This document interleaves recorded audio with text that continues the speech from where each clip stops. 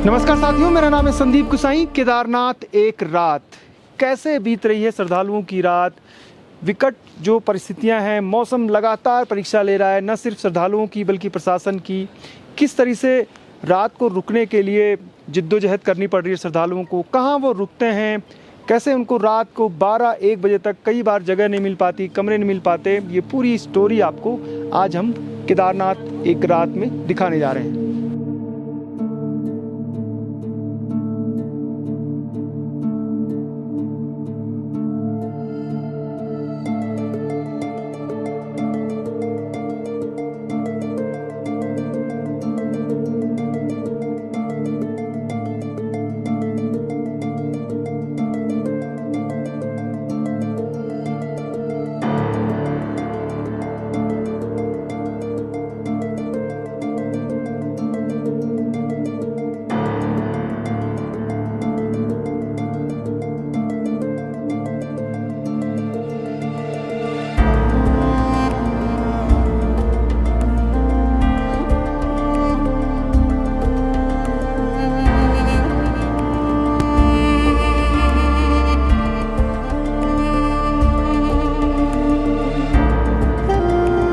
केदारनाथ में जो यात्रा है अपने चरम की तरफ पहुंच रही है। पूरे देश के अलग अलग राज्यों से श्रद्धालु पहुंच रहे हैं।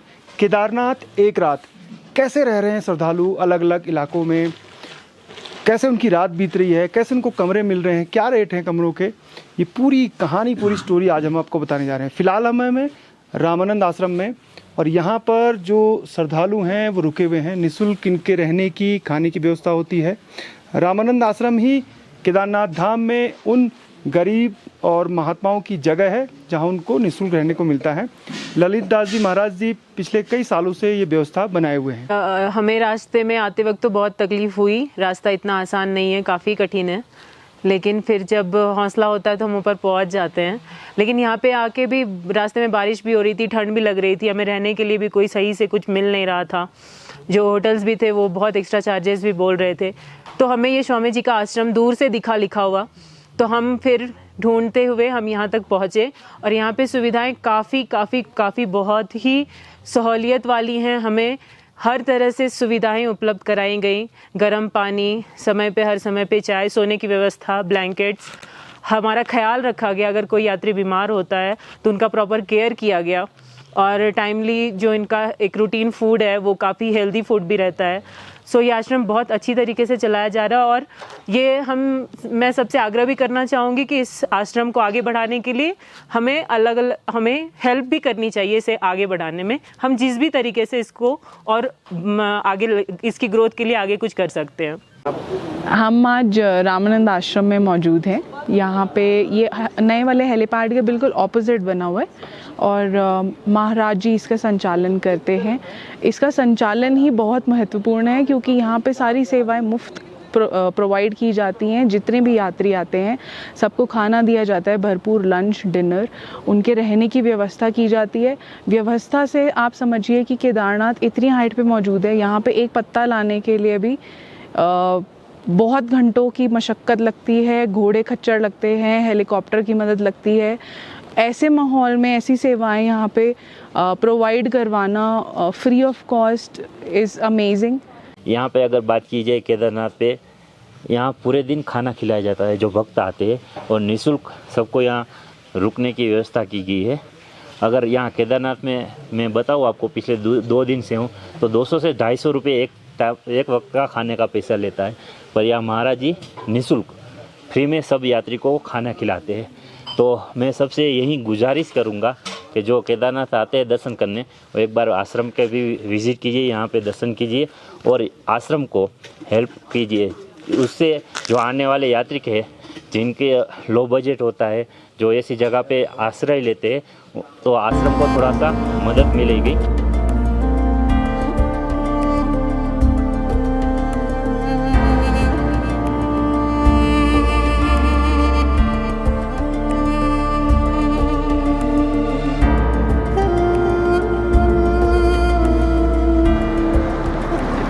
इधर हम 5 लोग आए। रहने की क्या व्यवस्था? रहने के लिए और थोड़ा बजट कम है इसलिए टेंट लेके आया हम लोग। टेंट लगा रहा है जहाँ भी जा रहा है। इधर भी इसलिए इस साइड में लगा दिया टेंट। ठंड तो नहीं लग रही? ठंड तो थोड़ा ज़्यादा है, ब्लैंकेट लेके आया हमने।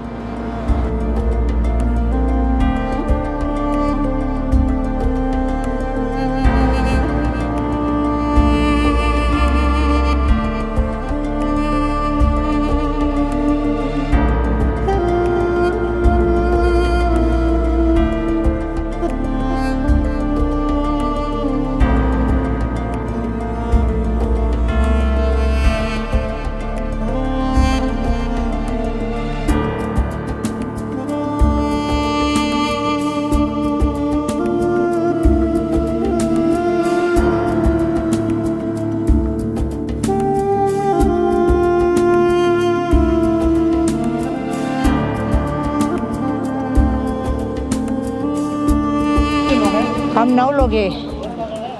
गौरीकुंड से आप लोग कितने बजे चले और यहाँ कब तक पहुँचे? गौरीकुंड से 50 रुपीज़ लिए और यहाँ खच्चर में 3,3500 रुपये और फिक्स रेट तो 2200-2300 है, पर हमारे पास 3500 रुपये लिए। और यहाँ रहने की व्यवस्था हो गई अभी? नहीं, अभी तो नहीं हुई है, ढूंढ रहे हैं पर कहीं भी मिल नहीं रहा। और दिक्कत ऐसी है कि ठंड बहुत लग रही है और हम वजन उचक के कहाँ आए, इसलिए कुछ सामान नहीं लाए।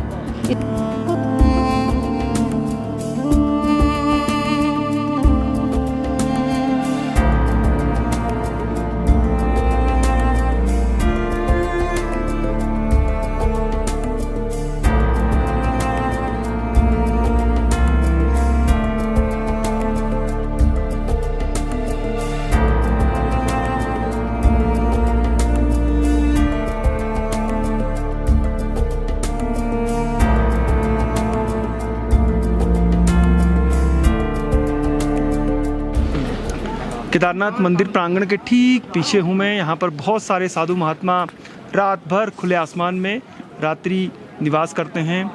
कुछ साधु महात्मा आग जलाते हैं, लकड़ी जो उनको मिल जाती है। एक साधु महात्मा हमारे साथ हैं। बाबा जी, आपका नाम? जी रामेश्वर गिरी जी। कहाँ से आए आप? बनासकांठा जिला, गुजरात से। हाँ गुजरात से आए। कितने तारीख को पहुँचे? यहाँ लगभग आए हमें 7 तारीख को। 7 को। तब से खुले आसमान में ही रह रहे हैं? हाँ बैठे हैं। ठंडा तो काफ़ी है, बारिश दिन भर हो रही है। हो रही है। पहले कभी आना हुआ केदारनाथ? पहली बार आए हैं। अच्छा। हाँ जी। गुजरात में तो काफ़ी हाँ वो तो मौसम गर्म ही है, है। वहाँ तो गर्म फुल रहता है ना।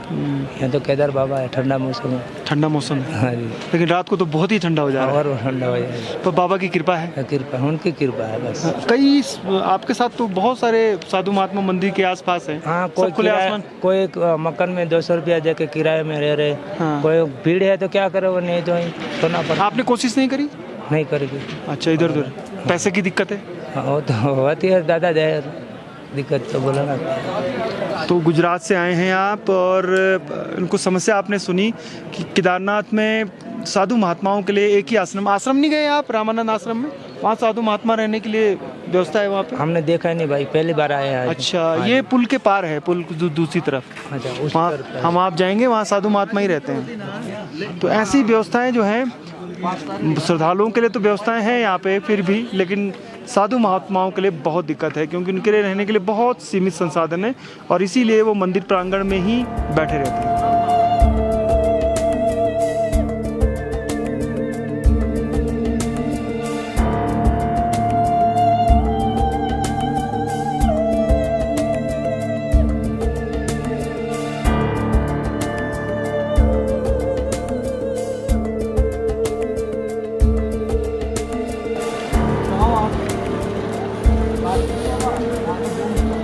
हम करीबन हमारे पास 53 सवारी है और 53 सवारी बिल्कुल अब मंदिर के सामने बैठी हुई है। यहाँ पे हमको एक बात की कमी लगी है कि यहाँ तो ना तो प्रशासन ने मतलब यात्रियों के लिए व्यवस्था ऐसी धर्मशाला बना रखी है ताकि हम ऐसे जाके आराम कर सकें, क्योंकि अभी हम खुले में हैं, अभी समय हो रहा है मतलब 11 बज रहे हैं। तो ऐसे में हमें बहुत दिक्कत हो रही है क्योंकि हमारा आना सार्थक तो हो रहा है, बाकी दिक्कत आ रही है। महिलाएं भी आपके साथ? हाँ, हमारे साथ में कम से कम 25 महिला हैं और कम से कम 25-30 पुरुष है।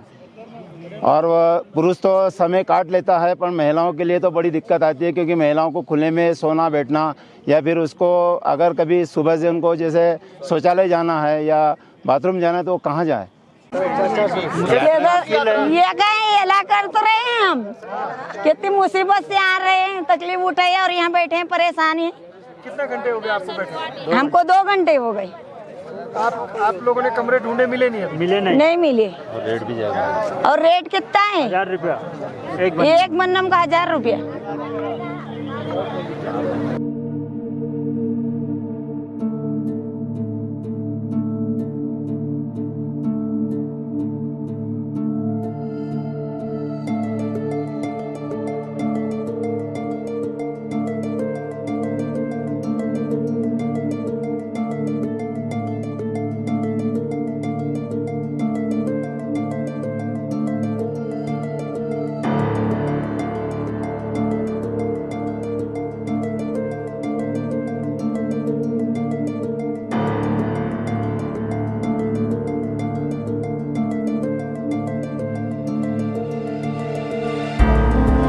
ठीक लग रहा है। अब बारिश हो रही है, तो अगर बारिश हो गई? रेनकोट है सर, रेनकोट है, पहनेंगे।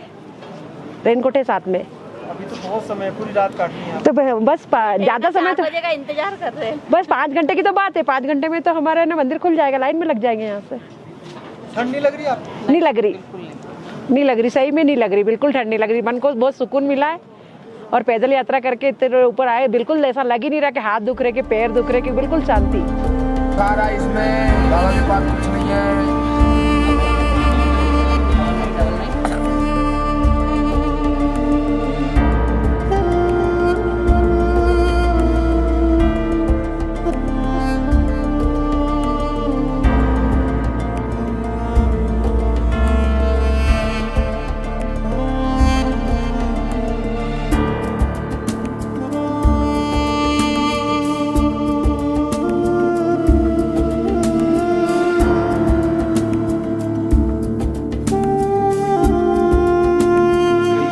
केदारनाथ की रात की जब स्टोरी हमने करनी शुरू करी तो कई लोगों से, अलग अलग राज्यों से जो आए हैं उनसे बात की हमने। राजस्थान से, महाराष्ट्र से, मध्य प्रदेश से, उत्तर प्रदेश, दिल्ली।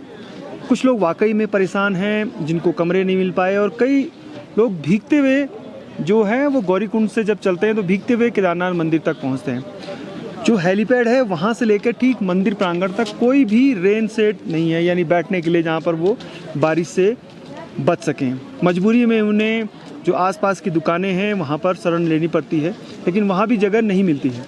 रात के ठीक 12 बज चुके हैं, अभी भी कुछ लोग कमरे ढूंढ रहे हैं। कुछ लोग ऐसे हैं जो इसको भगवान केदार की महिमा मानकर पूरी रात बिता रहे हैं। कुछ लोगों ने, हमने उनसे बात की तो वो जब कमरा नहीं मिला फिर भी वो खुश हैं कि रात भर वो ऐसे ही खुले आसमान में रहेंगे और सुबह जैसे ही 4 बजे दर्शनों के लिए लाइन शुरू हो जाएगी तो उसमें लग जाएंगे। लेकिन आप सोचिए कि जब यात्रा धीरे धीरे और बढ़ेगी तो मुश्किलें कैसे आएंगी, क्योंकि केदारनाथ धाम में, पूरी केदार घाटी में मौसम इतनी तेज़ी से बदल रहा है। पिछले 3-4 दिनों से धूप बहुत कम आई है, बारिश कभी रात में, कभी दिन में, कभी शाम को लगातार हो रही है। ठंड भी है जो वो बढ़ रही है। प्रशासन की क्या व्यवस्था है, वो सारी तैयारियां आपको हम लगातार दिखाते भी आ रहे हैं।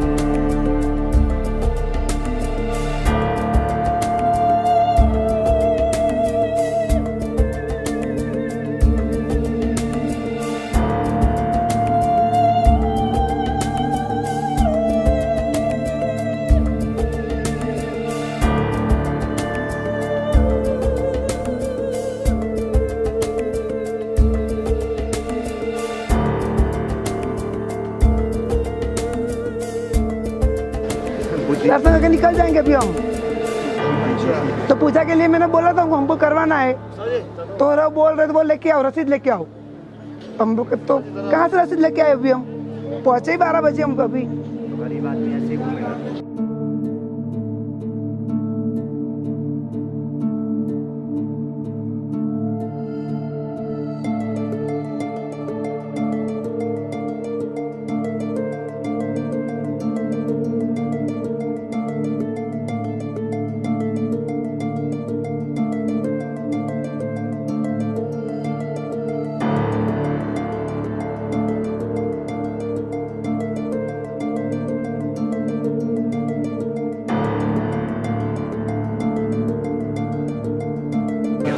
मंदिर प्रांगण में मैं इस समय खड़ा हूँ। 12:20 हो रहे हैं। पीछे जो लाइन आप देख रहे हैं वो विशेष जो पूजा है उसकी है।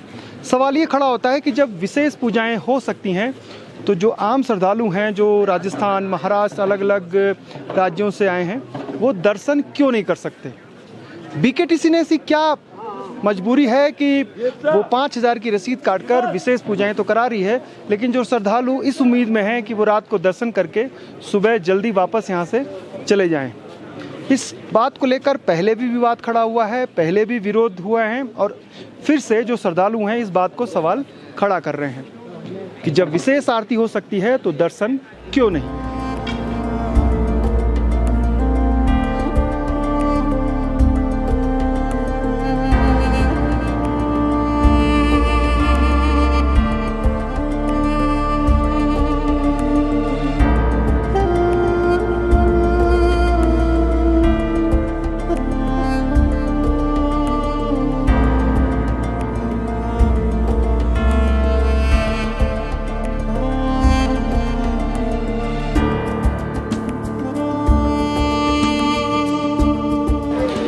केदारनाथ एक रात आपकी जो स्टोरी थी कैसी लगी? अलग अलग समस्याएं, एक तो रूम नहीं मिल रहे हैं, दूसरा जो लोग दर्शन करने के लिए यहाँ पर अभी भी रात को खड़े हैं, तो कई दिक्कतें थी। दिक्कतें और ज़्यादा बढ़ भी सकती हैं, और अगर प्रशासन ने व्यवस्थाएं और दुरुस्त करी तो दिक्कतें कम भी हो सकती हैं। फिलहाल संदीप गुसाई को इजाज़त दीजिए। 12:30 का समय है। अभी भी मंदिर प्रांगण में लोग जो श्रद्धालु हैं वो मौजूद हैं। इससे आपको पता लग जाएगा कि केदारनाथ में कितनी ज़्यादा भीड़ आ रही है और कितना ज़्यादा क्रेज श्रद्धालुओं में है। फिलहाल संदीप गुसाई को इजाज़त दीजिए। जय नंदा, जय हिमाल।